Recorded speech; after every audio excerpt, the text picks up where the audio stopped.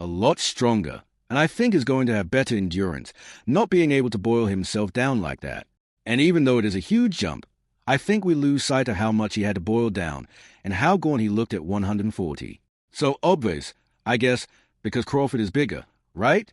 Crawford is heavy. He carries himself well. He's very solid right now. He's taller. When you see the face-off, he is technically bigger. Hello. I'm looking at this thing and I'm like, okay, let me look at this from Canelo's perspective and the experience of being in the ring with guys that are long and fast.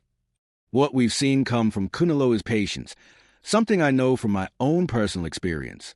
A guy that shows a lot of patience and doesn't get bothered by losing rounds. I don't think Canelo is going to get bothered. Andre Ward sends a clear warning to Canelo Alvarez as he discusses the looming threat of Terence Crawford. Ward stresses that Father Time may be creeping up on Canelo in subtle ways, with a slightly lower punch output and reflexes that aren't as sharp as before. Yet, he acknowledges that Canelo remains better than most fighters in the world today. Ward insists Canelo's skills and craftiness are still elite, but facing Crawford is different. He compares Canelo's recent approach to a preseason scrimmage, saying, the real test comes when Crawford precision, power, and adaptability enter the ring. In my case, but I'm really not moving up in weight. I'm just not having to boil myself down. So I think that Terence is going to be a lot stronger, and I think he's going to have better endurance.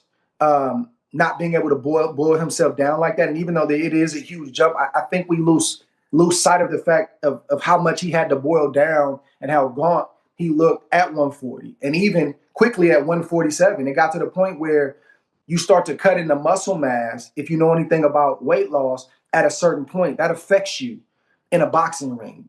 Boxing, maybe wrestling, and MMA are the only sports where you have to tear yourself down for two months or 3 months, not just the training, but the weight loss. And then you have less than or right around 24 hours to put it back on, and then you need to go be great the next night. Everybody else gets to play or compete at their walking around weight or their playing weight. So I think that's going to favor Terence Crawford as not having to boil down 25 or 20. It's probably going to be about 10 to 12. What do you make of the state of Canelo right now? Because it does seem like he's received a little bit of heat, and I think the last performance, it was somewhat warranted because like the output was historically low. Yeah. But to me, I felt like he knew. I mean, Terence was sitting there in the front row in Riyadh. Like, why would you even put yourself in risk when you've got this gigantic fight waiting for you? Like, just get the win over Skull, move on, get the belts, and you get the big fight. So how much do you chalk it up to like, the motivation just isn't there because the opponents aren't on his level, or maybe he's just getting older and, as you know, Father Time is undefeated? Great question. I think a couple of things are true. I think number one, Father Time is catching up to Canelo, but it's subtle, a little less punch output than normal. Maybe the reflexes have weaned just a little bit, but he's still better than most fighters in the world today. Brian Mendoza, an American boxer who competes in the junior middleweight division, believes Canelo Alvarez holds the advantage over Terence Crawford not just because of size, but due to experience and skill. Mendoza stresses that although Crawford is extremely talented and has proven himself against elite competition, the significance of weight classes cannot be ignored. In his view, Canelo's long career at higher divisions provides him with a natural comfort level at 168 pounds, which Crawford cannot easily replicate. He acknowledges Crawford's greatness, but ultimately leans toward Canelo, emphasizing that the Mexican superstar's ring IQ, championship pedigree, and history against larger opponents position him favorably in this matchup. We gonna finish this thing strong. Gonna get Brian Mendoza's perspective of what you think about this fight with Canelo Alvarez versus Terence Crawford. It's so, like, I feel like every day I'm almost kind of changing my opinion, but at the end of the day, I lean towards Canelo because of the size. Yeah. But I know the size thing isn't so obvious, I guess, because Crawford is bigger. Right. Crawford is heavy, like he carries himself, he's very solid right now. He's taller, when you see in the face-off. So he is technically bigger. It's just the size it's very different when you carry that weight in the ring. Mm-hmm. That's what you got to worry about performing with.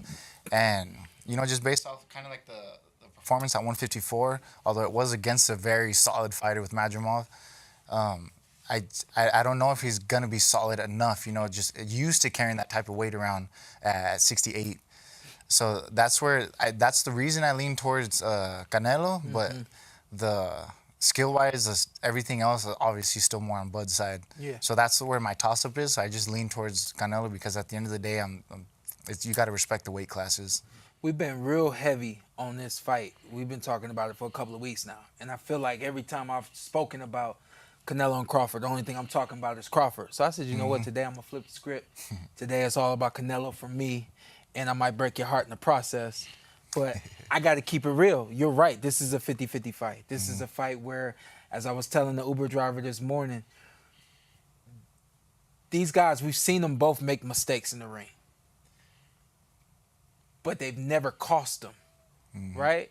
This is the first fight that I believe they both have are going to get in the ring where the small mistake is actually a big mistake against the opposer. Jeff Horn, the former WBO welterweight champion who shocked the boxing world by defeating Manny Pacquiao in 2017, delivers a strong warning to Canelo Alvarez about the dangers of facing Terence Crawford. Horn acknowledges that Canelo's power, size, and experience could give him an edge in the early stages of the fight. He predicts that Canelo may push forward aggressively and look to impose his physical strength, which could put Crawford on the back foot at first. However, Horn stresses that Crawford is a fighter who thrives on adjustments. Once Crawford settles into the rhythm, he becomes extremely difficult to stop. Horn points out that Crawford's timing, precision, and ability to switch styles mid-fight make him one of the most dangerous finishers in the sport today. If Canelo fails to close the show early, Horn believes the later rounds will swing heavily in Crawford's favor. He argues that Crawford's stamina, counter-punching skills, and calmness under pressure will eventually overwhelm the Mexican star. Horn openly sided with Crawford, saying that while Canelo might control the opening rounds, Crawford's ability to break down opponents systematically makes him the likely victor if the fight goes a distance. I favor Canelo. Not by a lot, but I do favor him. I just think that, I think the skull fight was just a bad style. And I think Canelo was like, why force the issue? You know what I mean? I'm up. This guy's running. I'm not gonna take a chance. So I think that it was that kind of fight for Canelo. But Marjamov did give Crawford problems. You know what I'm saying? And where I felt like, damn, at 54, he gave you problems. 68 is different. You know what I'm saying? So you going up 3 weight classes because he was 47, 54, 60, 68. That's 3 weight classes. It's a major difference, man. And one thing is like, right, so people are saying Canelo has problems with movers. But the reality is Crawford's not a mover. Crawford's not a fighter that fights on his feet in the sense of boxing, kind of like, let's say, how a Pernell Whitaker would box or how Landy Lara would box. Crawford is a fighter that works on angles. He's not on his feet like Muhammad Ali. You know what I'm saying? He's not that kind of boxer. So he's going to be there to get hit, And I feel like that favors Canelo because Canelo's going to hit you in the arms. He's going to hit you in the elbows. He's going to hit anything you give him, he's going to take it. You know what I mean? And now is Crawford just going to switch his style and become a mover, moving up 3 weight classes? So now you're going to put all that weight on your legs and you never boxed like that before. How can you do that? Teddy Atlas, one of boxing's most respected trainers and longtime analysts, strongly dismisses a criticism surrounding Terence Crawford's performance against Israel Madrimov at 154 pounds. Many fans and commentators have used that fight as an example to argue that Crawford will not be able to handle a naturally bigger opponent like Canelo Alvarez. According to Atlas, such assumptions are shallow and ignore the bigger picture. He points out that it was Crawford's very first fight in a new weight class, and history has shown that great fighters often need time to fully adjust when moving up. Atlas explains that success in boxing is not just about carrying skills upward. It requires learning how to control timing, range, and conditioning at a heavier weight. The body must adapt to carrying extra pounds while still maintaining speed and explosiveness, which is never instant. Crawford's ability to overcome Madrimov's physical strength in that debut already showed his versatility. Atlas insists that with the experience of that fight now behind him, Crawford will only improve at 154 pounds. He expects Crawford to look sharper, more fluid, and much more dangerous in his next outing, making him a serious threat even against someone as proven as Canelo.